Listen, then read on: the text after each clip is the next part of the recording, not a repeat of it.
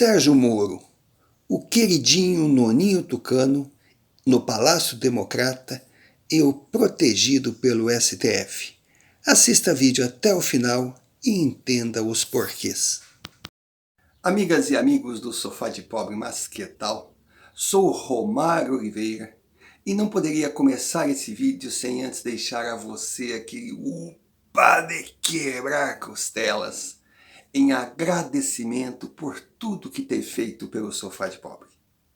Graças a você, estamos nos aproximando dos 5.000 inscritos, o que nos faz ter certeza que alcançaremos a meta de 2021, 10.000 até dezembro.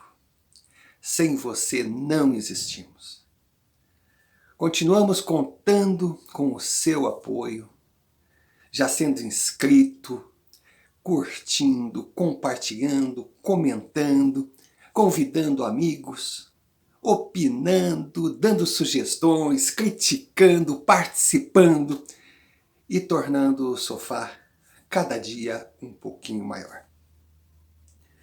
Mas hoje vem um assunto até que interessante, porque fazendo uma regressão a um passado recente, eu fico imaginando, eu fico boquiaberto com o poder exercido pela mídia convencional antes da internet.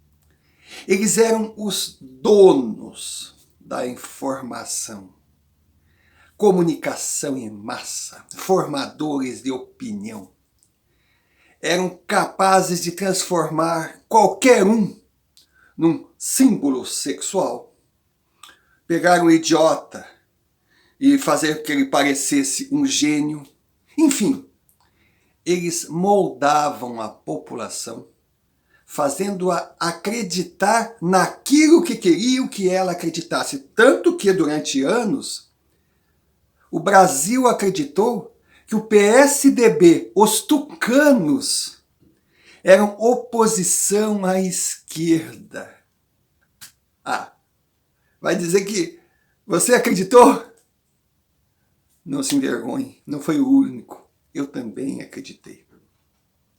Eu achava que nós tínhamos alguém para acreditar, para apostar que tiraria a esquerda do poder, quando na verdade o Brasil era uma colcha fatiada de aliados de bastidores. O toma lá da cá. Não me atrapalhe que eu te ajudo.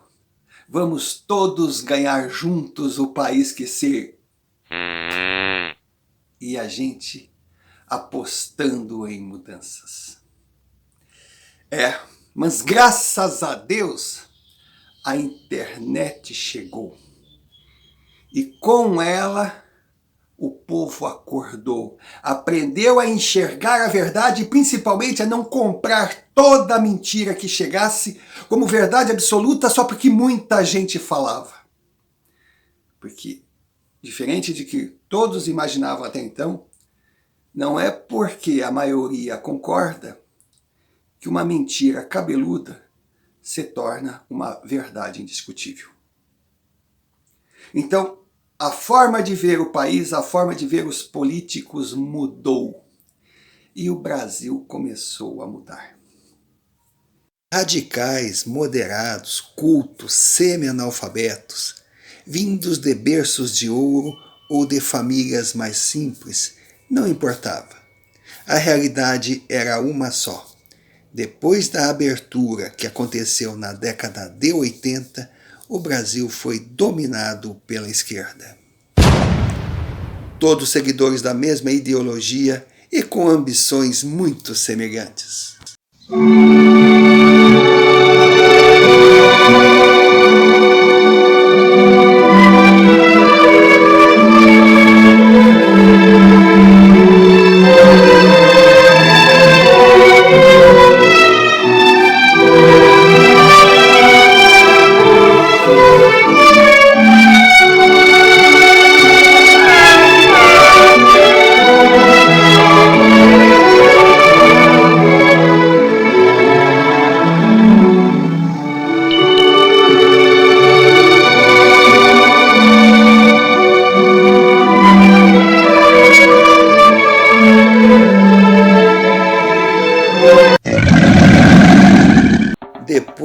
pluripartidarismo criado no início dos anos 80, pequenas legendas surgiram.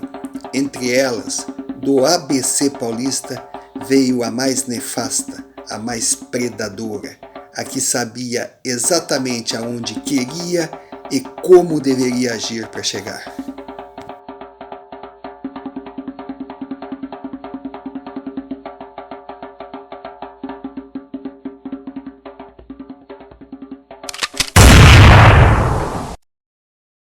Hoje se sabe, o PT, quando assumiu, sob a batuta de José Dirceu, o grande mentor, a eminência parda, aquele que mexe as cordinhas e é quem realmente pensa, se esse homem usasse a sua capacidade para o bem, seria uma criatura histórica, mas infelizmente a opção foi outra.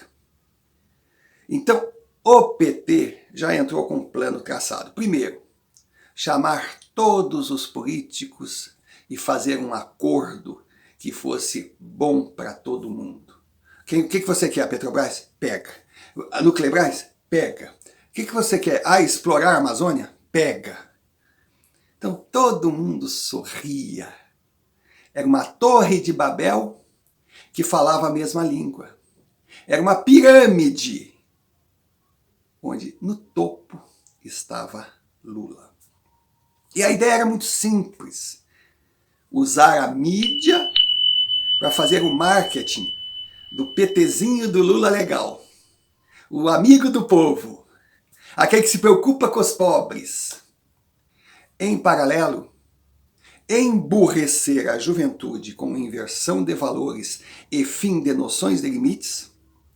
E criar um clima de antagonismo no país. Com negro lutando contra branco, pobre contra rico, enfim, católico contra evangélico, não interessava.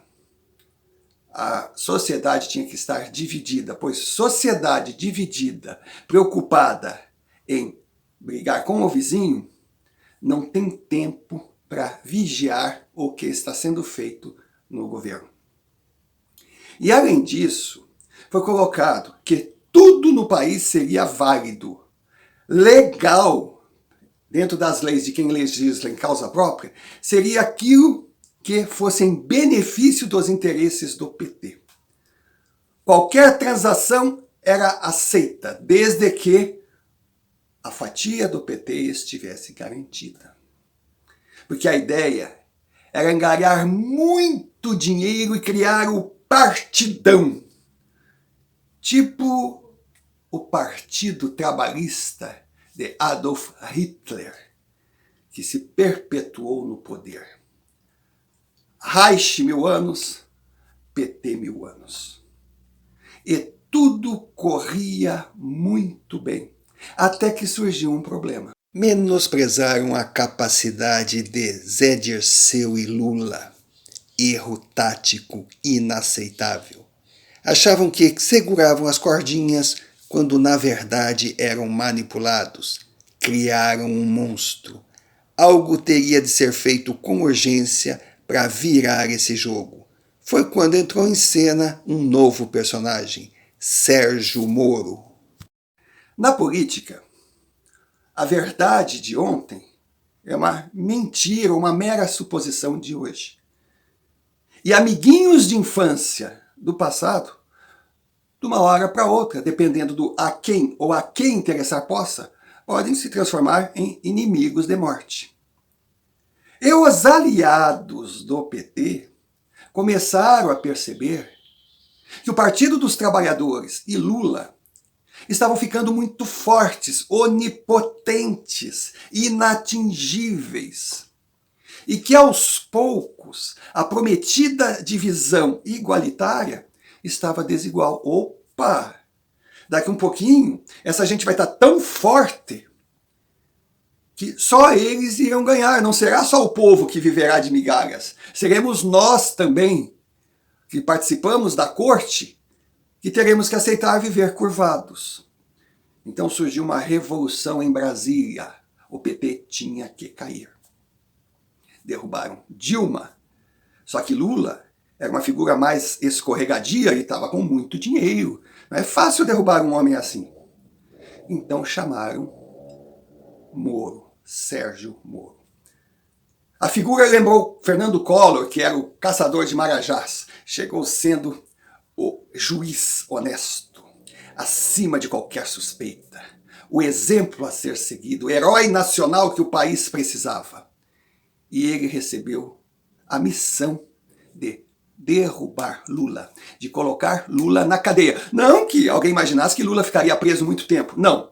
Mas com esse tombo, Lula perceberia que não era tão forte e, ao voltar, sentaria novamente na mesa de negociação, fazendo propostas que voltassem a agradar aqueles que estavam desiludidos com a sua empáfia. E assim foi feito. Moro cumpriu a sua missão e deu o primeiro passo para Lula acabar em Curitiba, hospedado no prédio da Polícia Federal.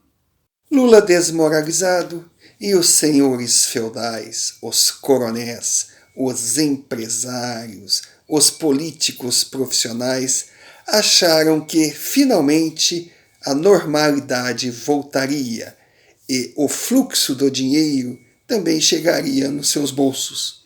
Mas eis que do nada, do baixo clero da Câmara dos Deputados, surgiu um pesadelo: Jair Bolsonaro. Mas eis que surge o inesperado: Jair Bolsonaro. Aí todo aquele esquema montado foi por água abaixo, porque a esquerda, pela primeira vez em séculos, exagero, em décadas, pela primeira vez antes de 64, teria que se mostrar. Teria que se mostrar. E eles se mostraram. Aí a máscara caiu e o Brasil viu quem era quem. Eles achavam que seria muito fácil derrubar Bolsonaro. Um inseto, basta uma facadinha e a coisa está feita. Não foi assim. O homem se mostrou forte e começou a crescer.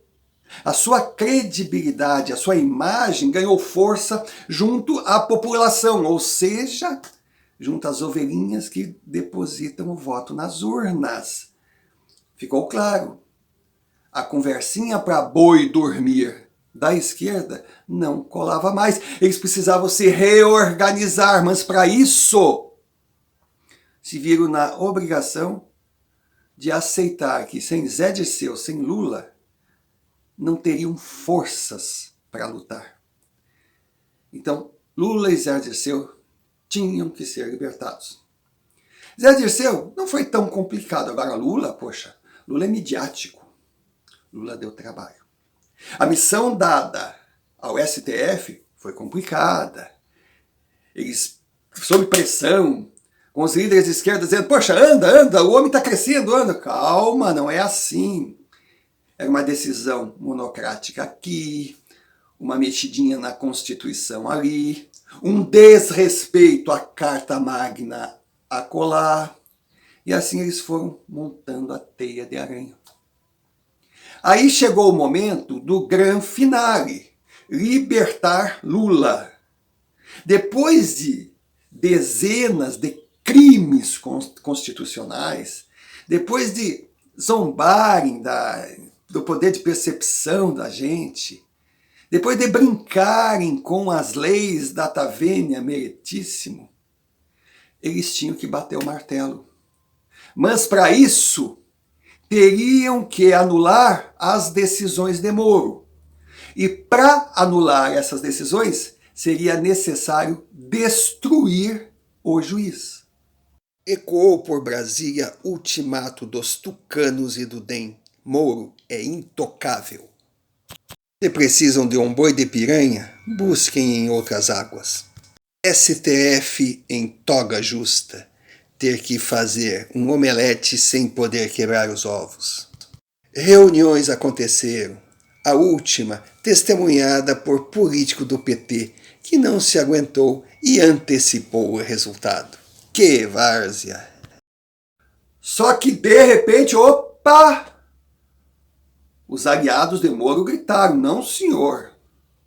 PSDB e DEM deixaram claro, nada acontecerá para Moro. Deem os seus pulos, não interessa o que farão. E vinha aquela coisa, mas é difícil. Nós temos que libertar o Lula. Mas para conseguir essa liberdade, as decisões de Moro terão que ser colocadas em xeque. E se elas forem consideradas equivocadas, fatalmente as consequências irão respingar de forma violenta em cima dele. Enfim, ele é o boi de piranha. Ele tem que morrer para que a boiada possa passar do outro lado. Ele tem que ser sacrificado, mas não. Alckmin, Dória, opa, o pessoal do DEM em peso, Maia, ninguém aceitava que mexesse num fio de cabelo de Moro. E as negociações foram pesadas. E chegaram até a última reunião, que inclusive foi acompanhada por um político meio ardido, né, meio pimenta do PT, que soube do resultado. Então o acordo aconteceu. Tá bom, nós faremos da seguinte forma. Vamos libertar Lula, criticando e ameaçando Moro de tudo, abrindo 1 milhão de processos contra o cara. Mas fiquem tranquilos. Depois de Lula libertado, o brasileiro não tem memória. Nós vamos arquivar esses processos, o tempo passará, eles estarão prescritos e Moro seguirá sua vida tranquilamente, com seus direitos civis, direitos políticos, podendo inclusive exercer os cargos prometidos a ele, caso PSDB ou DEM cheguem no governo. E assim foi feito. Moro muito realizou, soldado leal à causa. Quando ninguém esperava, conseguiu parar Lula e também se infiltrou nas trincheiras de Bolsonaro, se tornou informante importante e, quando saiu, fez estragos na nova administração. Precisa ser preservado, pois, quem sabe, futuramente ainda será útil. Coube ao STF se desmoralizar mais uma vez e transformar um processo naquilo que o povo já está acostumado. Enquanto isso, tem gente falando, intervenção militar, exército, forças armadas tem que tomar conta, Bolsonaro precisa ser mais forte, precisa decidir. Cara, que bom seria se possível fosse. Vocês ainda não perceberam o tamanho do bloco formado contra a direita nesse país. Não é assim. É muito complicado. Não existe um tiro de sniper ou uma varinha mágica de bruxa capaz de resolver anos e anos e anos de uma esquerda promíscua, prostituída, que foi plantando dia após dia em doses homeopáticas a sua doença ideológica. Tem que ser com calma, tem que ser devagar. E é o que está acontecendo. Pois Bolsonaro está apanhando? E muito. A direita parece balançar? Balança. Mas existe a lei da ação e reação e aquela história, o que não me destrói, me fortalece. Então a direita está cada dia mais forte. Porque o povo colocou 25 milhões de pessoas nas ruas, fora aquelas que não puderam ir. Então, se pensar 25% é 10% da população, pode até ser, mas não é 10% dos eleitores, não, é muito mais. Se nós pegarmos aí 80 milhões de pessoas que ainda não votam no país, por N razões, idade, uma questão de estar fora, enfim. Na verdade, nós estamos falando em 170 milhões de eleitores, então 25 milhões já é garantia de estar no segundo turno. E se, olha, aparecer os outros que não puderam ir às ruas, o primeiro turno não é nada improvável. Então o desespero tem que ficar por conta da esquerda, por isso que eles gritam mais, por isso que eles correm mais. É aquela história, né, da lebre contra a tartaruga. A lebre sai numa velocidade, a tartaruga vai ali no passinho, a lebre vai tropeçando, a tartaruga vai chegando. É por aí. É por aí, porque a esquerda é o pavão. O pavão adora abrir o rabo, se mostrar, dizendo ser o dono do galinheiro. Mas enquanto isso, a serpente tranquilamente aguarda, se fazendo de morta, até que chegue a hora do bote final. Então, gente, fiquem tranquilos. A coisa está acontecendo, a esquerda sabe que está acontecendo. O que aconteceu em 1º de maio foi um recado assim que fez balançar as estruturas de Zé Dirceu, mas ainda tem um longo caminho a ser percorrido. Mas nesse longo caminho, podem ter certeza absoluta, nada acontecerá com Sérgio Moro. Ele será esquecido para voltar em 2022 com força de palanque. E assim o mundo gira e o Brasil tenta voltar aos trilhos. Não havendo nada mais a tratar, eu, Romário Oliveira, lavrei o presente vídeo que será assinado por mim e pela história. Assunto encerrado e ponto final.